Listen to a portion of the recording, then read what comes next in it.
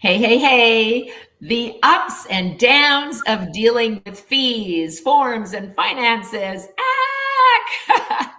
Welcome to the Ultimate Music Teachers Live Show. I'm your host, Glory St. Germain, CEO and author of the Ultimate Music Theory Workbook series.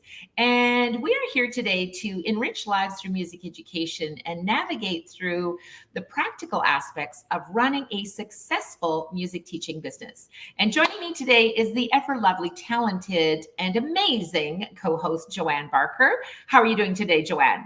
I'm doing great. I'm really ready to dive into these topics. We're here to help provide some actionable steps and insights and strategies to help manage these concepts in your studio effectively. So let's get started. Absolutely. Absolutely, Joanne.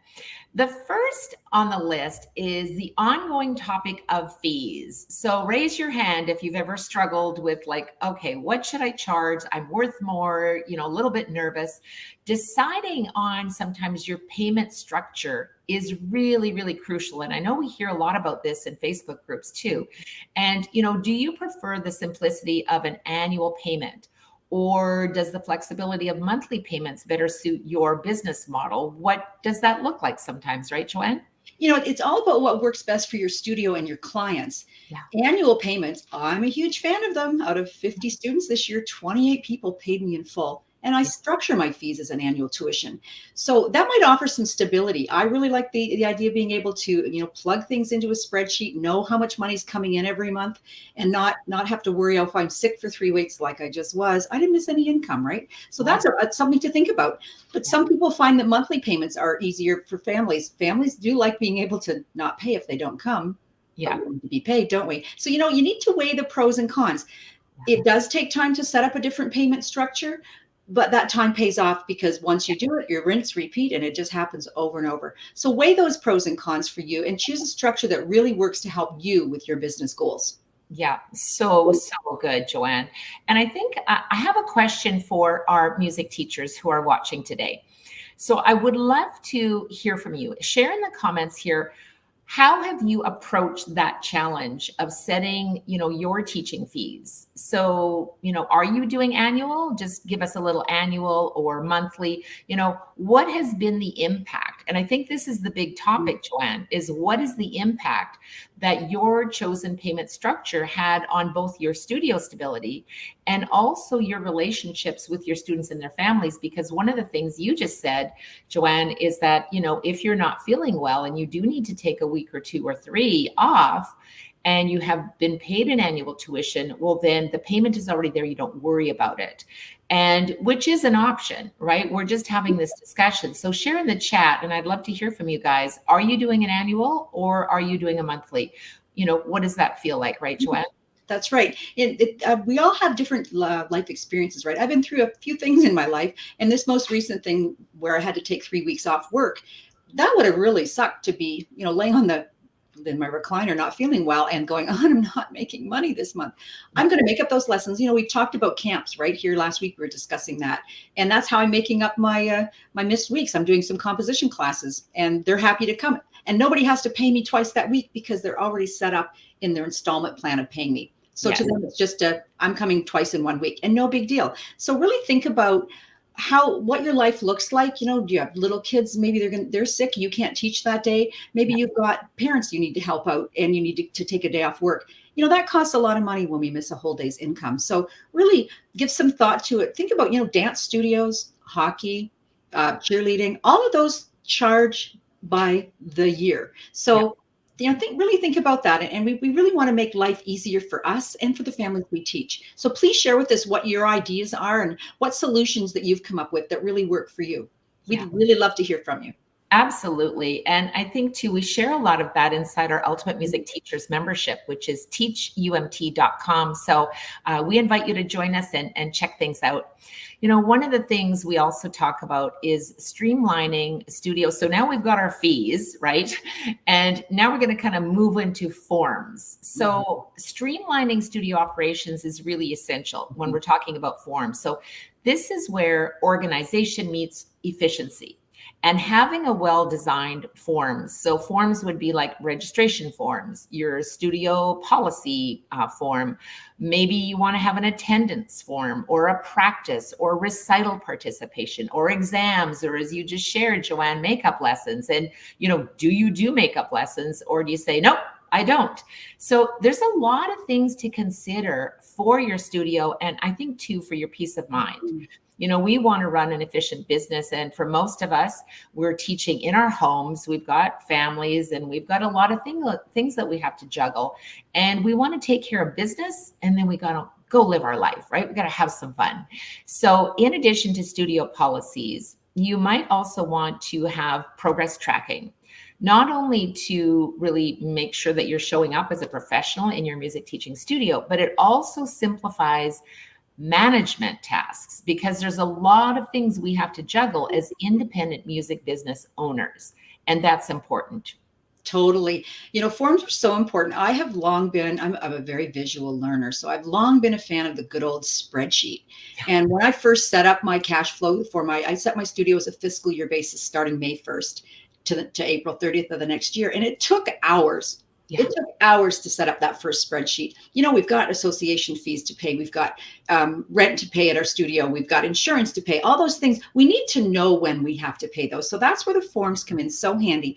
It helps keep your records straight. Like, you need to remember, oh yeah, that's right, I have to pay $300 next month for my studio insurance, or I need to pay my income tax.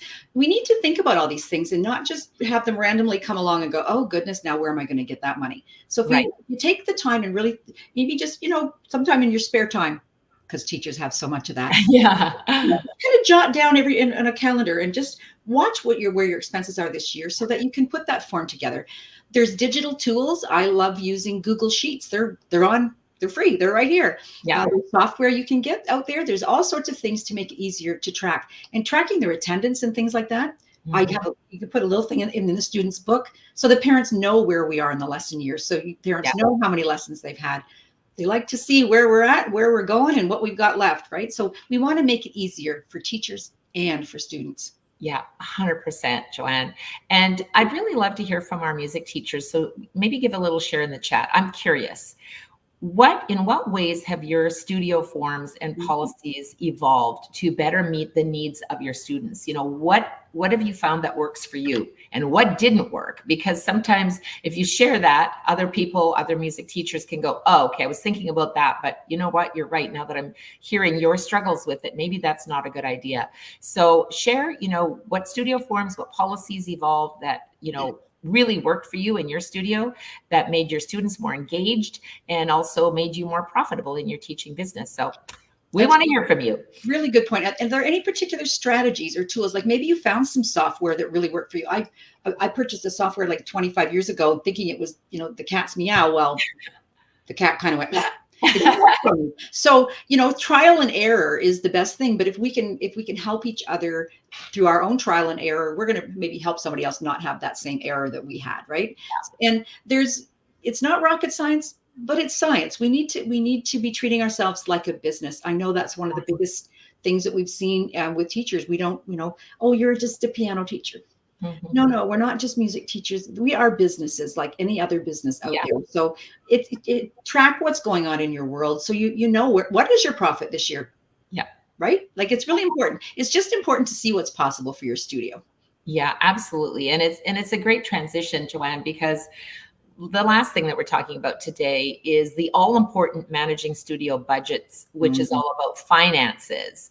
And, it's a juggle. Being an independent business owners, you've got to think about your fees. You've got to think about your finances, and you've got to think about, what ways can we deal with, the forms and all the rest of it that goes along with it. So let's just think about this. A solid understanding of your studio's financial health.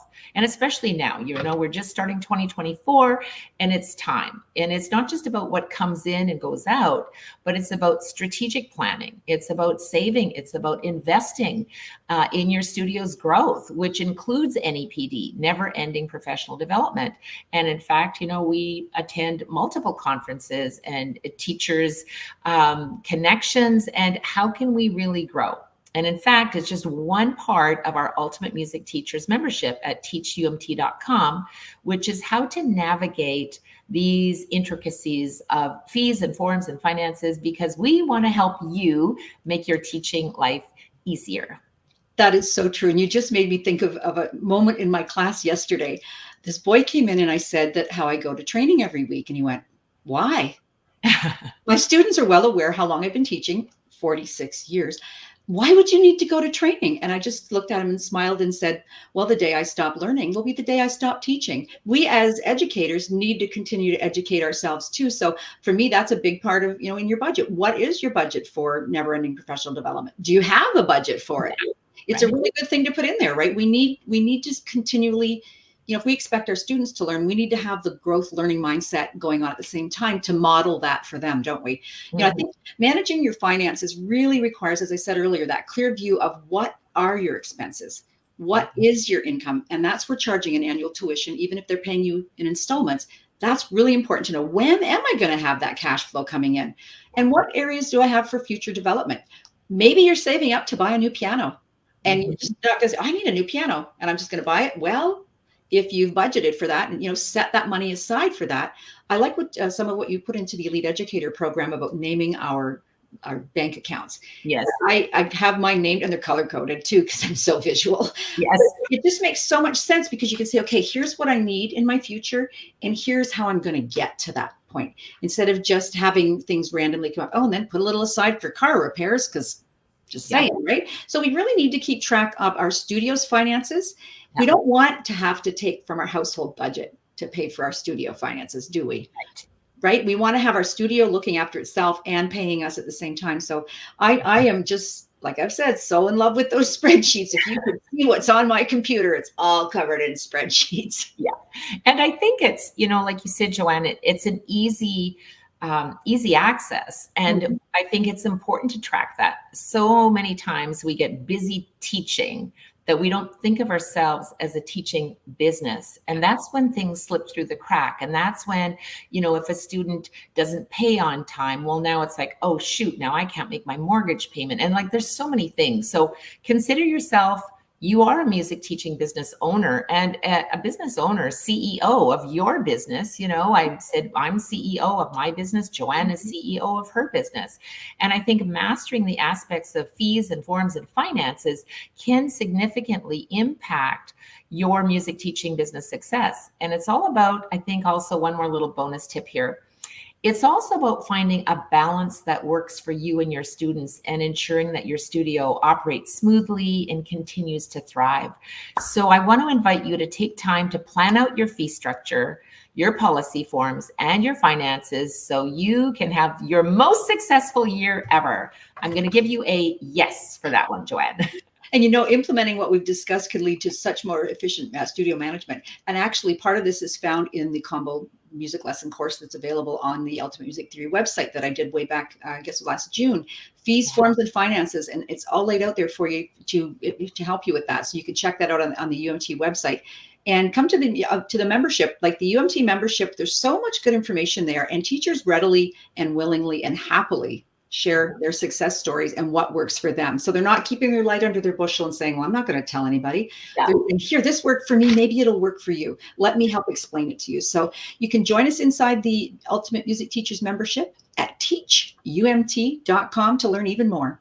Yeah, thank you so much, Joanne. And I invite our viewers today to reflect on your journey managing your studio's finances. What's been your biggest learning moment or a game changer in terms of financial planning and sustainability? So give us a good share in the chat, because we love helping teachers. That's a great question, Gloria. Think about how you balance the books while investing in your professional development and your studio growth. And remember, we're here for you at teachumt.com. Absolutely. Thanks for tuning in to the Ultimate Music Teachers live show. What questions do you have about teaching music theory or growing your music teaching business? Just share that within us in the chat. We would love to hear from you. And until next time, teach with passion. Bye now.